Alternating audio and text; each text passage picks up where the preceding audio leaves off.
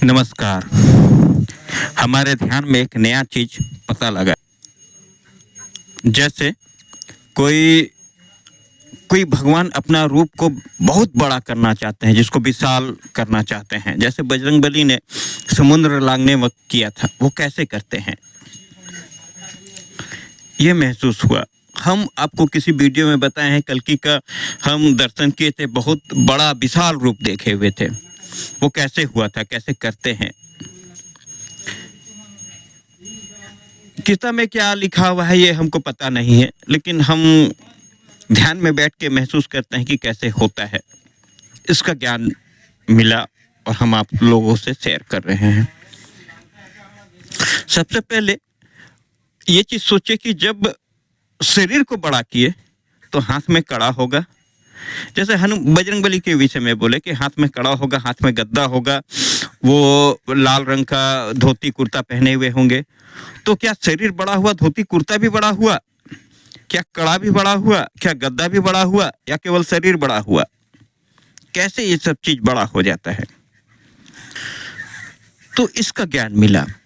सबसे पहले अपना मन को कंट्रोल करते हैं। मन के विचार से जैसे भावना करते हैं कि हम बड़ा रूप करना चाहते हैं, जैसे जय श्री राम का उच्चारण किए, आपको ऐसा लगा कि वो श्री राम का उच्चारण किए, लेकिन किए श्री राम का, लेकिन वो अपने मन को सबसे पहले कंट्रोल किए, वश में किए, और मन में अपना विचार को इतना बड़ा किए कि हम बहुत बड़ा धीरे धीरे हो रहे हैं, अनुभूति किए।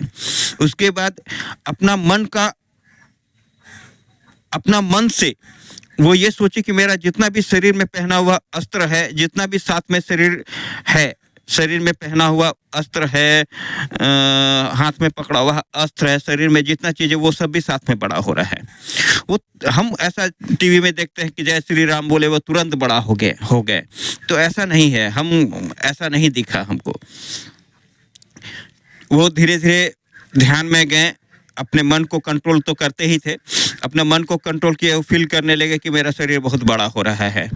वो कुछ देरी के बाद जब वो अपना पूरा ऊर्जा को एक जगह इकट्ठा कर दिए, पूरा शरीर का एक जगह ऊर्जा को इकट्ठा कर दिए, उसके बाद धीरे धीरे वही फील उनके भौतिक रूप को धीरे धीरे बड़ा करते चले गए। उनको मन को उनके विचारों के थ्रू वो अपना भौतिक शरीर को भी बहुत विशाल रूप कर लिए, जो तुरंत नहीं किया जा सकता है, कुछ देरी समय लगता है, तुरंत नहीं होता है। वो धीरे धीरे महसूस होता है कि हम बड़े हो रहे हैं, और वो बड़े होते हैं। मेरा जितना भी चैनल है उसमें सभी में देखिए, हमारे चैनल को सब्सक्राइब कीजिए, लाइक कीजिए, कमेंट कीजिए, शेयर कीजिए। आपके शेयर से शायद किसी का भविष्य बदल जाए, शायद कोई मदद मिल जाए। हम किसी में वीडियो में बोले थे, पशु पक्षी का केवल सेवा करने से ही पुण्य नहीं मिलेगा, या पुण्य मिलेगा, वो गलत उद्देश्य से नहीं बोले थे। अगर किसी को गलत लगा हो तो सॉरी, मेरा कहने का ये मतलब नहीं है। आप अगर पशु पक्षी का सेवा कर रहे हैं या किसी मनुष्य का सेवा कर रहे हैं तो बहुत ही पुण्य है, बहुत ही अच्छा है। लेकिन मेरा कहने का मतलब है, उसके साथ में आप देवी देवता का भी अगर पूजा करते तो इस पुण्य को और ज्यादा मिलता। कारण हम बता रहे हैं क्या है, हम जैसा समझते हैं, कोई किताब में ऐसा नहीं लिखा हुआ है, लेकिन पशु पक्षी सेवा करने से पुण्य मिलता है ये मानते हैं, ये लिखा हुआ है, लेकिन उससे क्या फायदा होता है वो नहीं लिखा हुआ है। हम आपको, जहां तक हमको नॉलेज है, कि जैसे पशु पक्षी का या किसी इंसान का हम सेवा किए, उससे हमको पुण्य मिला, उसके साथ में अगर हम देवी देवता का पूजा करते हैं तो क्या फल मिलता है। तो मान लेते हैं कि किसी को 1 लाख रुपए जैसा पैसा तो नहीं, मान लिए 1 लाख का शक्ति मिलना था, क्योंकि वो पिछले जन्म में पुण्य किए थे, उनका पुण्य का अंश है, जिसके कारण वो सेवा कर पा रहे हैं। वो आप कर रहे हैं, हम लोग जैसे इंसान नहीं कर पा रहे हैं, पशु पक्षी का सेवा नहीं कर पा रहे हैं, क्योंकि पिछले जन्म का आपके पास पुण्य है, जिसके कारण सेवा कर पा रहे हैं आप, कोई और नहीं करता है। तो जब आपके पास पिछले जन्म का पुण्य है यानी आपके पास पहले से 1 लाख रुपया 1 लाख का शक्ति आपको मिलेगा। आप पुण्य किए, आपको 1000 का शक्ति मिला, आप उसी में खुश हो गए, हम तो पूजा कर ही रहे हैं, आपको तो कर ही रहे हैं, सेवा कर ही रहे हैं। लेकिन इसके बैकग्राउंड में जो 1 लाख का शक्ति आपको मिलेगा वो आपको दिख नहीं रहा है। हमको ऐसा समझ में आता है, कोई जरूरी नहीं है, वो भी धर्म है, वो भी पुण्य है, बहुत अच्छा है। लेकिन अगर बोले हम सेवा करके किसी लोक में चले जाएंगे तो हमको ऐसा नहीं लगता है।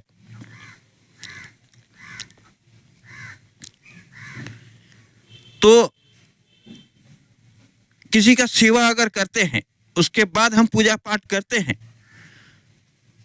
तो क्या होगा कि जो हमको 1 लाख का शक्ति मिलने वाला था वो हमको पूरा 1 लाख का शक्ति मिलेगा।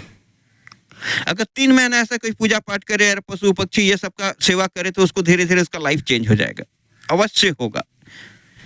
उसका फायदा, वो जो सेवा किया उसका जो पुण्य मिला, उसका पुण्य उसको उसके आत्मा को लगता है, उसको महसूस होगा कि हम सेवा करने के साथ हम पूजा कर रहे हैं, जो वो फील कर पाए कि हमको कहाँ कहाँ वो जो हम पुण्य मिला वो कहाँ कहाँ इस्तेमाल हम कर सके, इसका ज्ञान मिलने लगेगा। मेरा कहने का ये मतलब था, किसी का दिल तोड़ना नहीं है। हम तो ये चाहेंगे कि सबसे बड़ा धर्म तो अपना परिवार, अपना माता पिता, अपना भाई बहन का ख्याल रखना, सेवा करना, यही तो सबसे बड़ा धर्म है। इसको करते हुए अगर पूजा करे तो उससे बड़ा ध्यानी, पुनी, ज्ञानी क्या कौन हो सकता है। यही तो संसार का सुख है। कभी बताएंगे कि पूजा पाठ करने से तकलीफ क्यों होता है?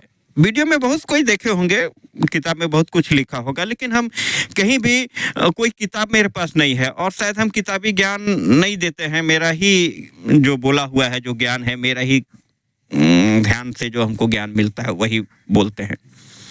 शायद मेरा समझाने का तरीका सही नहीं है, या शायद ठेठ लैंग्वेज का इस्तेमाल करते हैं, इसके लिए सॉरी। लेकिन मेरा यही कोशिश है कि किताबी ज्ञान हम ना दे। मेरा एक भी कहीं भी कोई भी ये नहीं कर सकता ये चीज किताब में लिखा हुआ है। हम किताब से ऊपर का ज्ञान देना चाहते हैं। ज्ञान ये देना